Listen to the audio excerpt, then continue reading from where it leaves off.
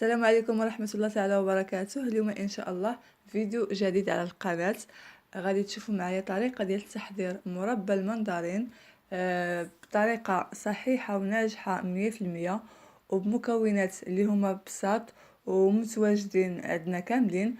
وغادي نوريكم كذلك حتى الطريقة كيفاش تحتفظوا بهذا المربى هذا لمدة طويلة إن شاء الله. إلا بغيتوا تشوفوا معايا المكونات اللي استعملت والطريقه ديال التحضير، خليكم معايا وشاهدوا معايا لا فيديو من الاول الى الاخير. المقادير اللي غادي نستعملوا لتحضير هذا الكونفيتير هذا، غادي نحتاجوا كيلو ونص ديال المندرين منقي. غادي تنقيوه وغادي تحاولوا تحيدوا له داك الخويطات بويض اللي تيكونوا وسط المندرين. وإلا كان عندكم مندرين فيه العظم، دونك غادي تحاولوا انكم تحيدوا منه العظم وتنقيوه بحال هكذا. انا الصراحه هذا المندرين هذا ما لقيتش فيه العظم بصفه نهائيه، دونك غير نقيته بحال هكذا وحطيته. 3 كيسان ديال السكر سنيده، 3 كيسان ديال الماء. الا كان المندرين حامض محلوش بزاف، ممكن تستعملوا 4 كيسان ديال السكر سنيده. يعني هو على حساب كل شخص وشنو كيبغي. كاين اللي كيبغي ياكل كونفيتير حلو بزاف، كاين اللي ما كيبغيش السكريات بزاف. دونك انا هاد المندرين عندي حلو، اكتفيت غير ب3 ديال الكيسان. الا كان المندرين حامض شويه ديروا 4. 3 الكيسان ديال الماء، فاني وحده، قشره ديال الحامضه محكوكه. هاد الحامضه البنات ضروري ما ديروا، لان كيعطينا واحد المذاق زوين للكونفيتير ديالنا. دونك حامضه وحده غيتنقوا القشره ديالها وغادي تعصروها. دونك غادي تعطيكم واحد نص كاس تقريبا ديال العصير الحامض، وكذلك واحد القبيصه ديال الملحه. هادو هما المقادير اللي غادي نحتاجو لتحضير هاد الكونفيتير هذا. طريقه سهله جدا. غادي نوضع هذاك المندرين، غادي ندير عليه المكونات كامله: السكر، الماء، وعصير ديال الحامض،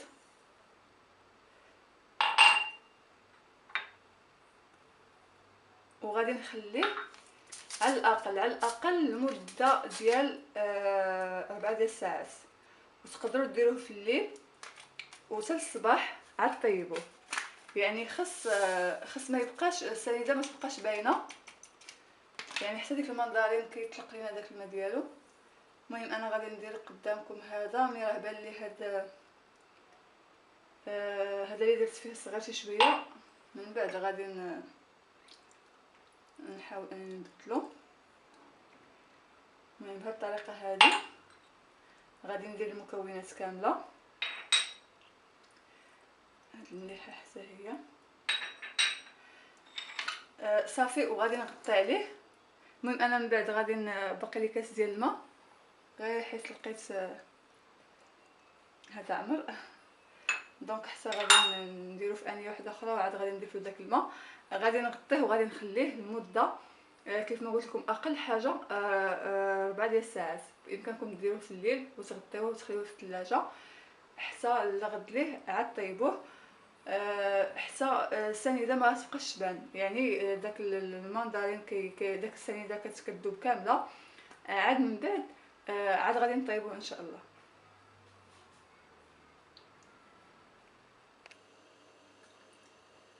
دابا من بعد ما دازت انا خليته ليله كامله، يعني ليله كامله، وانا خليته في الثلاجه حتى كيذوب لنا داك السكر بصفه نهائيه. وكيف ما شرحت لكم قبل، على الاقل 4 ديال الساعات. سينو الا كنتم مزروبين وبغيتو دغيا توجدوه، تقدروا داك الماء اللي استعملت انا بارد ديروه نتوما سخون. بهذه الطريقه هذه يعني كيذوب لكم داك السكر بسرعه. صافي، فاش كنتاكد بان السكر كامل راه دايب، غادي نحطو فوق من العافيه. العافيه في الاول تكون مجهده حتى يبدا يغلى. ملي غادي يبدا يغلى غادي تبدا تكون واحد الروغه من الفوق، غادي نحيدوها. ومن بعد عاد غادي نقصوا العافيه وغادي غادي نخليو الكونفيسور ديالنا يطيب.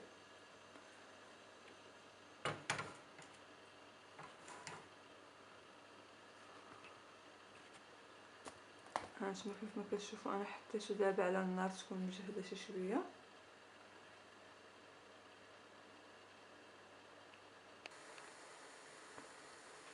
من بعد ما غلى لينا الخليط فوق من العافيه. كيف ما قلت لكم غادي تبدا تتكون عندكم واحد فوق من المربى واحد الرغوه. غادي تحاولوا تحيدوا داك الرغوه، ضروري تحيدوا الرغوه الا بقات راه هي اللي كدير المروره في الكونفيتور. دونك ضروري ما تحيدوش، تحاولوا تحيدوها كامله. ومن بعد غادي نقصوا على العافيه وغادي نخليو الكونفيتور كيطيب على نار مهيله حتى غادي تحسوا بان داك الكميه ديال الماء اللي كاينه تحسوا بها بانها نقصات وبان الطريفات ديال المندرين طابوا صافي. في الطريقه هذه كما كتشوفوا عرفتي واحد الريحه طالعه ما نقول لكمش البنات. ضروري ما تضيفوا داك القشره ديال الحامض وداك الفاني، كيعطي واحد المذاق زوين بزاف لهاد المربى ديال المندرين.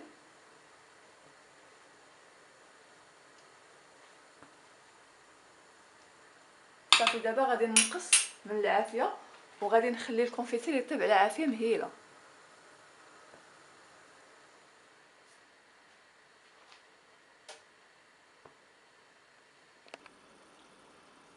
دابا من بعد ما طاب داك المندرين درتو في الخلاط الكهربائي، كتحسوا بان الكميه ديال الماء بانها راه نقصات. غادي نطحنو وغادي نعاود نرجعو فوق من النار وغادي نخليه حتى غادي يزيد يعقد. دونك انا ما غاديش نطحنو بزاف، غادي نطحنو غير واحد شويه على حقاش بغيت داك الطريفات ديال المندرين يبقاو باينين. من بعد ما طحنت الكونفيتور ديال المندرين فوق في الخلاط، عاودت رجعته فوق من العافيه وخليته حتى قصح شي شويه، ما تخليوهش يقصح بزاف لان الصراحه ما غاديش خليوه شي شويه جاري لانه من بعد غادي يعاود يقصح لكم. انا نعطيكم واحد الطريقه اللي انا كندير دائما في اي مربى كنصايب. كنشد بصيل هكذا غير صغيور، هذا دابا راه درتو في الثلاجه، يا اما غتشدو بصيل غديروه في الثلاجه وتخليوه حتى يبرد مزيان. ومن بعد فاش يكون عندكم الكونفيتير باقي سخون غادي تشدوا واحد المعلقه وغادي ديروا بحال هكذا وغادي تحاولوا انكم تهبطوا بحال هكذا وتشوفوا واش غادي يهبط لكم بسرعه ولا غادي يهبط ثقيل، لان الكونفيتير حتى كيبرد عاد كيعاود يقصح. ولا تشدوا واحد شويه وديروه في الطباسيل وتحطوه في الثلاجه، تخليوه غير واحد 2 دقائق وتعاودوا تخرجوه. عاد داك الساعات تقدروا الا بان لكم راه خفيف بزاف تقدروا تعاود طيبوه. لحقاش شي مرات ممكن انكم تطفيو عليه، ممكن انكم تخليوه حتى يقصح بزاف وهو ملي غادي يبرد غادي يزيد يقصح. دونك في الاخر غادي يجيكم قاصح بزاف، غادي يجيكم معسل ومعلك، والصراحه انا ما كيعجبنيش بحال هكاك، كنبغيه شي شويه يبقى شي شويه هكا جاري. المهم انا بان لي دابا هكذا مزيان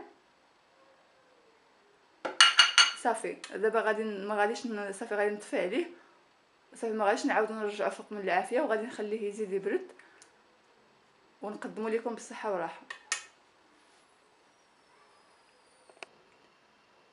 وها هو الكونفيسير ديالنا من بعد موجود.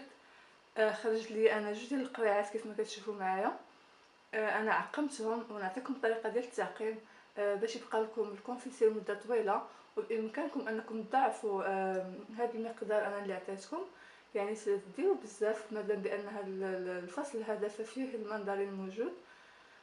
دونك الطريقه ديال التعقيم سهله مباشره. من بعد ما كيوجد لكم الكونفيسير غادي تاخذوا قريعات ديال الزاج، غادي يكونوا عندكم مغسولين مزيان وتنشفوهم، يعني ما خصهمش يبقى فيهم حتى شي نقيطه ديال الماء، يكونوا ناشفين مزيان.